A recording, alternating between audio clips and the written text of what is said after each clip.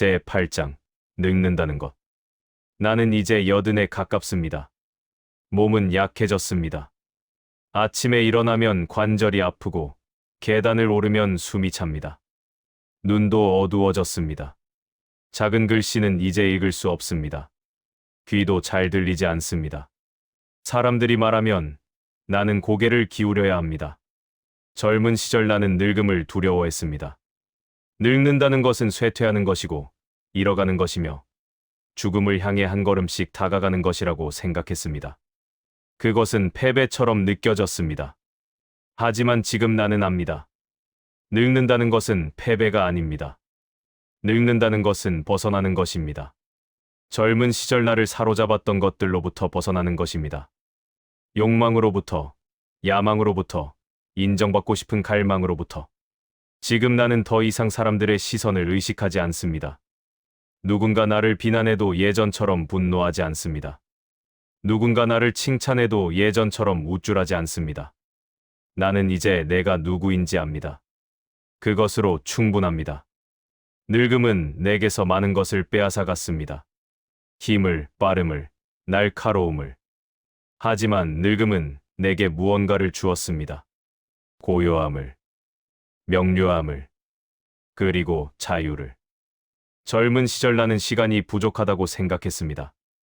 해야 할 일이 너무 많고 이룰 것이 너무 많으며 증명할 것이 너무 많다고 느꼈습니다. 나는 서둘렀습니다.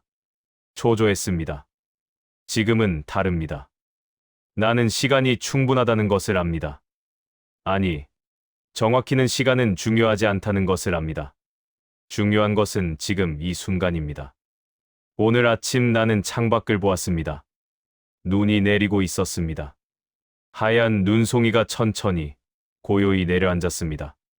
나는 한참을 그것을 바라보았습니다. 그것만으로 충만했습니다. 젊은 시절의 나였다면 그 눈을 보지 못했을 것입니다. 나는 원고에 묻혀 있었거나 사람들을 만나러 서두르고 있었거나 다음 장면을 구상하느라 머리가 복잡했을 것입니다. 늙음은 나를 느리게 만들었습니다. 그리고 그 느림 속에서 나는 마침내 세상을 보기 시작했습니다. 당신은 어떻습니까? 당신도 몸이 예전 같지 않다고 느끼십니까? 거울을 보면 낯선 사람이 보입니까? 젊은 사람들 사이에서 소외감을 느낍니까? 하지만 이것을 기억하십시오. 당신이 잃은 것만큼 당신은 얻었습니다. 당신은 이제 조급하지 않습니다. 당신은 증명할 필요가 없습니다. 당신은 세상의 기준에 맞출 필요가 없습니다. 당신은 자유롭습니다. 늙는다는 것은 실패가 아닙니다. 늙는다는 것은 완성입니다. 제9장 고통의 의미. 나는 평생 고통을 피하려 했습니다. 젊은 시절에는 쾌락을 추구함으로써, 중년에는 성취를 이룸으로써, 노년에는 신앙을 통해서 나는 고통이 제거되어야 할 것이라고 생각했습니다. 하지만 고통은 사라지지 않았습니다. 육체적 고통이 있었습니다. 병이 있었고, 통증이 있었으며, 쇠약함이 있었습니다. 정신적 고통이 있었습니다. 외로움이 있었고, 오해가 있었으며, 내적 갈등이 있었습니다. 그리고 나는 마침내 이해했습니다. 고통은 제거의 대상이 아니라는 것을. 고통은 삶의 일부입니다. 아니, 고통은 삶의 가장 중요한 부분입니다. 우리는 고통을 통해 깊어집니다. 우리는 고통을 통해 타인을 이해합니다. 우리는 고통을 통해 신을 만납니다. 내 작품 속 인물들을 보십시오. 피에르는 포로 수용소에서 고통받았고, 그곳에서 삶의 의미를 발견했습니다. 안드레이는 전쟁터에서 부상당했고, 하늘을 바라보며 영원을 보았습니다. 안나는 사랑 때문에 고통받았고, 그 고통 속에서 자신의 진실을 드러냈습니다. 고통은 우리를 벗겨냅니다. 허식을, 가식을, 자기 기만을. 고통 속에서 우리는 알몸이 됩니다. 그리고 그 알몸으로 우리는 비로소 진실을 마주합니다. 나는 평생 아내와 갈등했습니다. 그것은 고통이었습니다. 하지만 그 고통이 없었다면 나는 결혼이 무엇인지, 사랑이 무엇인지, 인간이 무엇인지 이해하지 못했을 것입니다. 나는 죽음의 공포 속에서 고통받았습니다. 하지만 그 고통이 없었다면 나는 신을 찾지 않았을 것이고 복음서를 읽지 않았을 것이며 농민들에게서 배우지 못했을 것입니다. 고통은 선생입니다. 가혹하지만 정직한 선생입니다. 당신도 고통받고 있지 않습니까? 몸의 고통이든 마음의 고통이든 당신은 그 고통이 사라지기를 바라고 있을 것입니다. 나도 그랬습니다. 하지만 조금만 참아 보십시오.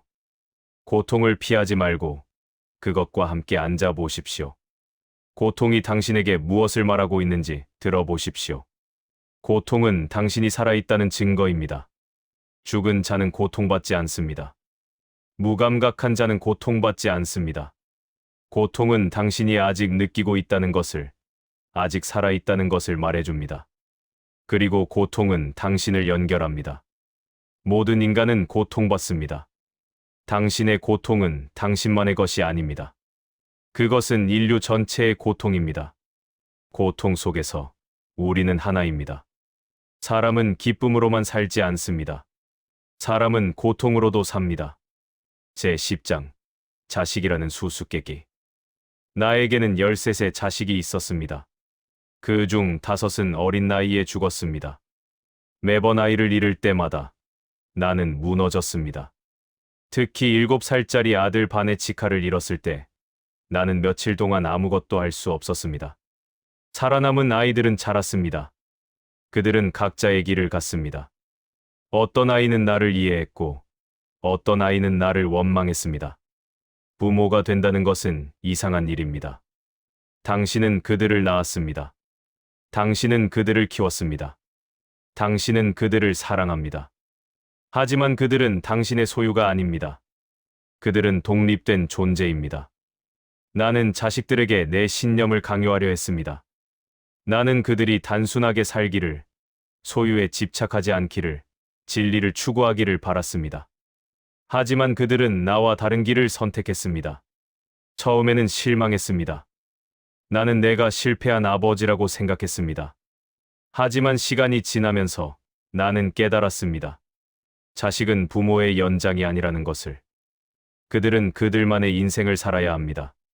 그들만의 실수를 하고 그들만의 깨달음을 얻으며 그들만의 길을 찾아야 합니다. 부모가 할 수 있는 것은 많지 않습니다. 사랑하는 것. 그것만으로 충분합니다. 아니, 그것이 전부입니다. 당신도 자식이 있습니까? 그들은 이제 성장했을 것입니다. 어쩌면 그들은 멀리 떠났을지도 모릅니다. 그들은 자주 연락하지 않을지도 모릅니다. 명절에 의무적으로 찾아올지도 모릅니다. 당신은 외롭습니까? 당신은 그들이 그리웁니까? 하지만 이것을 기억하십시오. 당신이 그들을 놓아줄 수 있었다는 것은 당신이 그들을 진정으로 사랑했다는 증거입니다. 집착은 사랑이 아닙니다. 소유하려는 욕망은 사랑이 아닙니다. 사랑은 자유롭게 하는 것입니다. 당신은 당신의 역할을 다했습니다. 당신은 그들을 세상에 내보냈습니다. 이제 그들의 인생은 그들의 것입니다. 그리고 당신의 인생은 당신의 것입니다. 제11장 용서라는 선물. 내 인생에서 가장 어려운 단어가 하나 있다면 그것은 용서입니다. 나는 많은 사람을 용서해야 했습니다. 나를 배신한 친구들을, 나를 비난한 비평가들을, 나를 이용한 사람들을, 나를 오해한 사람들을. 하지만 무엇보다 나는 나 자신을 용서해야 했습니다. 나는 완벽하지 않았습니다. 나는 위선적이었습니다. 나는 사랑을 설교하면서 가족을 고통스럽게 했습니다. 나는 겸손을 말하면서 교만했습니다. 나는 소유를 버리라고 말하면서 내 저작권을 포기하지 못했습니다.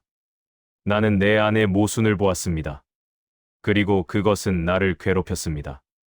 나는 나 자신을 용서할 수 없었습니다. 하지만 어느 날 나는 깨달았습니다. 나는 완벽할 수 없다는 것을. 나는 성인이 아니라 인간이라는 것을. 용서는 약함이 아닙니다. 용서는 현실을 받아들이는 것입니다. 나는 실패했습니다. 나는 넘어졌습니다. 하지만 나는 일어났습니다. 그리고 다시 걸었습니다. 그것으로 충분합니다. 나는 소피아를 용서했습니다. 그녀가 나를 이해하지 못한 것을, 그녀가 물질에 집착한 것을. 하지만 그녀도 용서받아야 할 필요가 없습니다. 그녀는 그저 그녀 자신이었을 뿐입니다. 나는 내 자식들을 용서했습니다. 그들이 내 기대를 충족시키지 못한 것을. 하지만 그들도 용서받을 필요가 없습니다. 그들은 자신의 길을 갔을 뿐입니다. 그리고 나는 나 자신을 용서했습니다. 내가 이상에 미치지 못한 것을, 내가 모순적이었던 것을, 내가 완벽하지 못한 것을. 용서 후에 평화가 찾아왔습니다. 당신은 누구를 용서해야 합니까? 당신을 상처 입힌 사람을, 당신을 저버린 사람을, 아니면 당신 자신을? 용서는 그들을 위한 것이 아닙니다. 용서는 당신을 위한 것입니다. 용서는 당신을 짐으로부터 해방시킵니다. 원망의 짐, 분노의 짐, 후회의 짐으로부터. 용서하십시오. 그리고 자유로워지십시오. 제12장, 죽음 앞에서 본단 하나의 진실. 나는 이제 죽음에 가까워졌습니다. 언제일지는 모릅니다.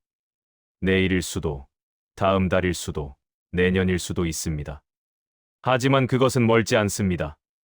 나는 그것을 느낍니다. 젊은 시절 나는 죽음을 두려워했습니다. 죽음은 끝이었고 소멸이었으며 공포였습니다. 하지만 지금 나는 더 이상 두렵지 않습니다. 아니, 정확히 말하면 두려움이 사라진 것은 아닙니다. 두려움은 여전히 있습니다. 하지만 그것은 더 이상 나를 지배하지 않습니다. 죽음은 자연스러운 것입니다. 태어난 자는 죽습니다. 꽃이 피었다가 지듯이, 해가 떴다가 지듯이, 나도 이 세상에 왔다가 갈 것입니다. 나는 평생 한 가지 질문을 붙들고 살았습니다. 사람은 무엇으로 사는가? 이제 나는 답을 압니다. 사람은 사랑으로 삽니다. 하지만 이 사랑은 내가 젊은 시절 생각했던 낭만적인 사랑이 아닙니다. 이것은 열정적인 감정이 아니고 소유하려는 욕망이 아니며 조건적인 애착이 아닙니다. 이 사랑은 더 깊은 것입니다. 이것은 존재 그 자체에 대한 긍정입니다. 다른 사람이 존재한다는 것, 풀이 자란다는 것, 새가 노래한다는 것, 아침이 온다는 것에 대한 경외입니다. 이것은 연결입니다. 모든 생명이 하나로 이어져 있다는 깨달음입니다. 내가 숨 쉬는 공기는 누군가가 내뱉은 것이고, 내가 먹는 빵은 누군가가 만든 것이며, 내가 입는 옷은 누군가가 짠 것입니다. 나는 혼자가 아닙니다. 나는 결코 혼자였던 적이 없습니다. 사람은 돈으로 살지 않습니다. 나는 부자였지만 공허했습니다. 사람은 명예로 살지 않습니다. 나는 유명했지만 외로웠습니다. 사람은 쾌락으로 살지 않습니다. 나는 모든 것을 누렸지만 만족하지 못했습니다. 사람은 사랑으로 삽니다. 이 사랑은 행동입니다. 작은 행동입니다. 굶주린 자에게 빵을 주는 것, 외로운 자에게 말을 거는 것, 쓰러진 자를 일으켜 세우는 것, 용서하는 것, 이해하는 것, 함께 있어주는 것. 이 사랑은 거창하지 않습니다. 영웅적이지 않습니다. 세상을 바꾸지 못할 수도 있습니다. 하지만 이것이 전부입니다. 나는 이제 알았습니다. 내가 쓴 모든 책보다 내가 한 작은 친절이 더 중요했다는 것을.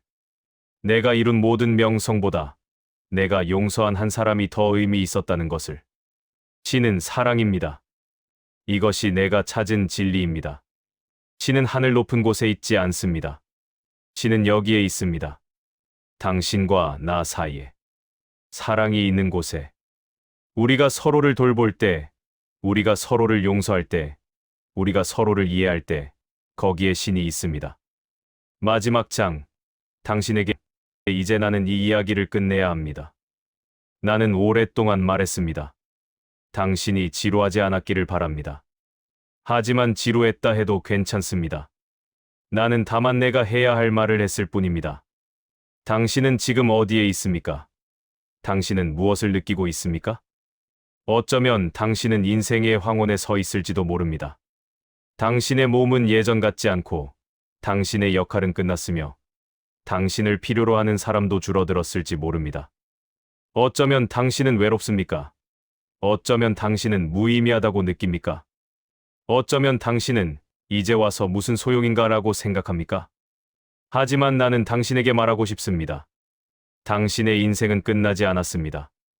당신이 숨 쉬는 한 당신의 이야기는 계속됩니다. 그리고 가장 중요한 장은 어쩌면 지금일지도 모릅니다.